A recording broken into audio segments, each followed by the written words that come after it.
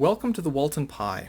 Today we're going to go through some examples of taking derivatives of logarithmic functions.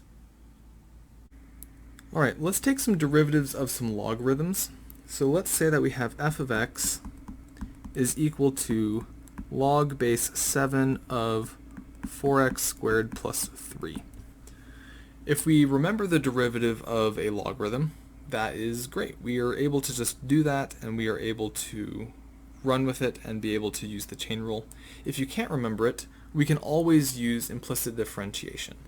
So if we say that y is equal to log base 7 of 4x squared plus 3, that tells us that 7 to the y is equal to 4x squared plus 3. Here we can then take the derivative with respect to x of both sides. So the derivative with respect to x is going to give us, so 7 to the y gives us 7 to the y times the natural log of 7. That is equal to 8x.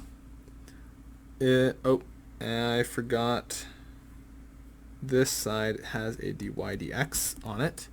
So if we solve for dy dx, that means we get dy dx is equal to 8x divided by the natural log of 7 times 7 to the y.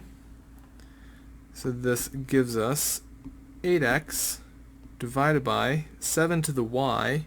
Well, that was 4x squared plus 3. So we got natural log of 7 times 4x squared plus 3.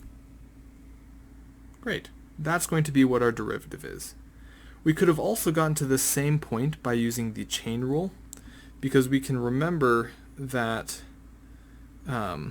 the derivative with respect to x of log base a, or I guess b, log base b of x, this is equal to 1 over x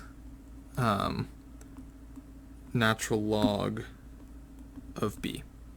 So if we do that with the chain rule, that means that the derivative with respect to x of log base 7 of 4x squared plus 3, that is going to be equal to 1 over 4x squared plus 3 times the natural log of 7 times the derivative of 4x squared plus 3, which is 8x. These two match up, and so that is going to be the derivative. If we do another one, this time we will do f of x equals the natural log of 7 minus e to the 16x squared. Well, the derivative of the natural log of x is just 1 over x. So we can use the chain rule here. So this is going to be 1 over 7 minus e to the 16x squared times the derivative of the inside, which is a negative 16 times 2x e to the 16x squared, which is a negative 32x e to the 16x squared divided by 7 minus e to the 16x squared. That would be the derivative from that, and we should get the same thing if we were to approach this using implicit differentiation. So if we said that y equals the natural log of 7 minus 16x squared, that means that we have e to the y equals 7 minus 16x squared. Take the derivative of both sides. We are going to get e to the y times dy dx is equal to the derivative of 7 minus 16x squared. That gives us a 32x, negative 32x. So that means that dy dx is negative 32x divided by e to the y. But we know that e to the y is 7 minus 16x squared, so we get negative 32x over 7 minus 16x squared. If we look at both of them, we do end up with the exact same thing.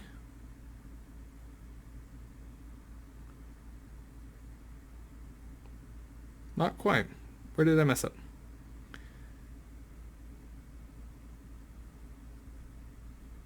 Oh, I messed up when I was writing down the problem right here. Right here, that is e to the 16x squared, which means the rest of my work was wrong. So let's go through and fix that, and then we will see that they should actually match up and be the same. I apologize for that. So that means that we have e to the y equals 7 minus e to the 16x squared, not 7 minus 16x squared.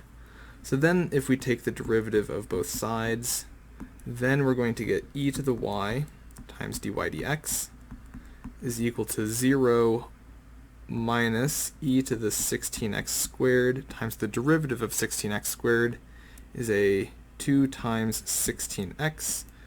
So that is a negative 32x e to the 16x squared. So that means that we have dy dx is equal to negative 32x e to the 16x squared divided by e to the y.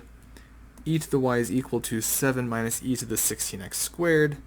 So that gives us a negative 32x e to the 16x squared divided by 7 minus e to the 16x squared. And we can see that both of them are the same regardless of if we went about this using implicit differentiation or if we went about it using the chain rule and remembering the derivative of a logarithm. I hope you enjoyed this video and that it was helpful for you. Please check out some of my other videos, and please like and subscribe if you have not already so I can continue to make these sorts of videos. Have a great day and good luck with the rest of your math.